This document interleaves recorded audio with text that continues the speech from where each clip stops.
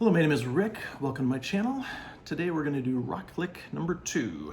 It's in E minor. It goes like this.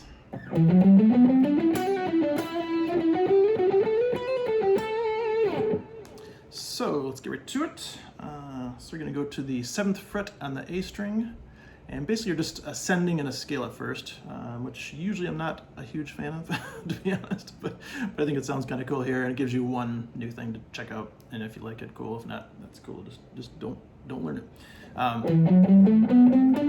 So that's what you're literally doing as you're going up the scale. You're going 7, 9, 10 on the A string, 7, 9, 10 on the D string, muting here. Alternate picking, by the way. Going,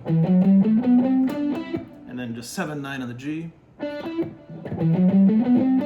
So just up a 1 octave of a E minor scale. And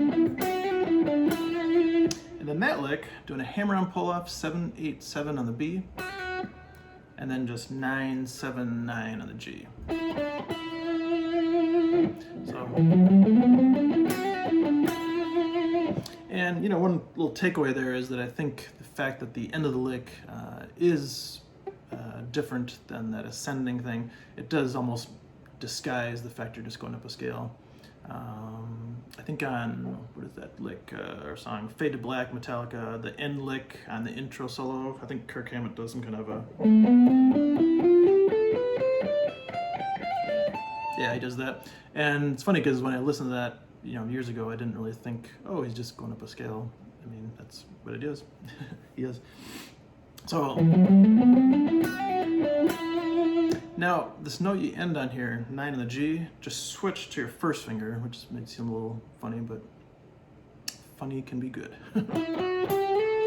So now you're going to hit 9, 11, 12 on the G, and then you're going to slide with your little finger to 14, which is, maybe a little challenging, but kind of cool if you haven't done before. So yeah, you're going to go 9, 11, 12 on the G, slide to 14. Now you're going to go 11, 12, 14 on the G, slide to 16. So kind of a common little theme there. A little melodic development for you there. So you got... And again, this is kind of good practice for your little finger, because that's a little bit awkward, I think. And then the last lick, or part of the lick, 12 to 13, you're going to hammer on pull-off. And then this is intentional that it's mimicking what we did down here.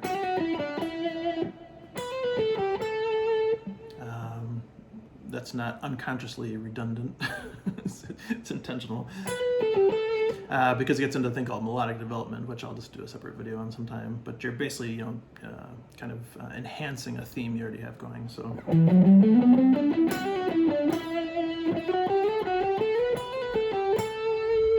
Now we're ending on an A note there, and you are in the key of E minor. So, licks. If you're learning a lick, you're kind of mid solo at that point, right?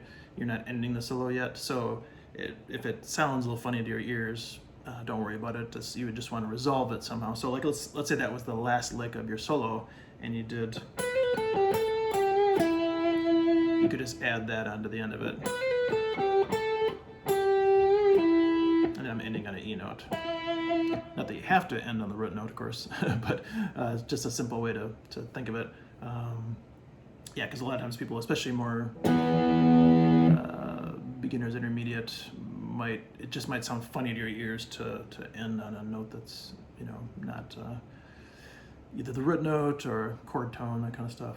And that's a whole nother discussion. But so that's the lick.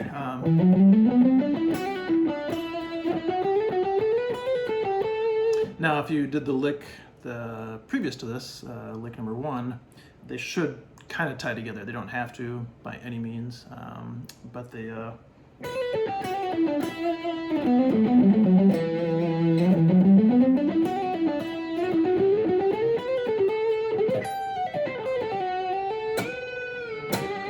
Yeah, so the idea is that I'm gonna partially be doing some licks that do tie together, so you can learn how to connect the licks. And again, that's one thing if you checked out my long rant on my lick rock lick number 1 video, yeah, you'll see that there's a bigger vision I have in store. And this guy up here is part of the scheme. I'll let you in on that. So, yeah, so I hope you enjoyed it. Just rock lick number 2. Yeah, again, feel free to, I think you should just take the lick and mess around with it. So if you're doing this thing, maybe do that, you know, whatever, do different things.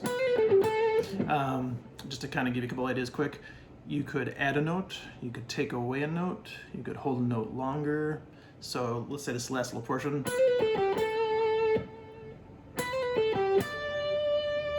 Boom, you got a new lick right there.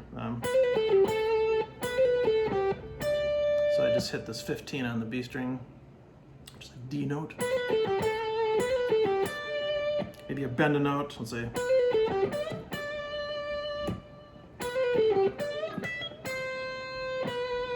So that's part of, yeah, my intent with the licks is to give you kind of, you know, good starting points. You know, maybe you'll just leave the lick as is. That's great. But it's really more to have you be creative and be able to improvise with these and change them. Because I think the cool thing is about if you learn these licks and you have the ability to change them on the fly, your lick vocabulary is going to be much more exponential. So imagine if you only knew certain licks, you know, sorry, and you always did it that way forever. Well, that's, you know, it's like how many licks you're going to know. You know, you might learn 20 licks or 30 or 50. You're going to run out of licks. But if you can do this kind of thing where you like do the, you know, take that, or maybe change the rhythm on this.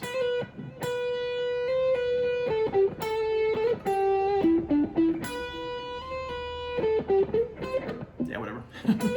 So yeah, you get the idea.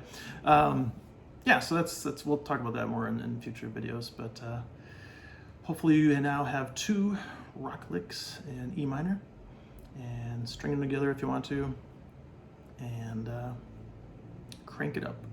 All right, talk to you soon. Thank you.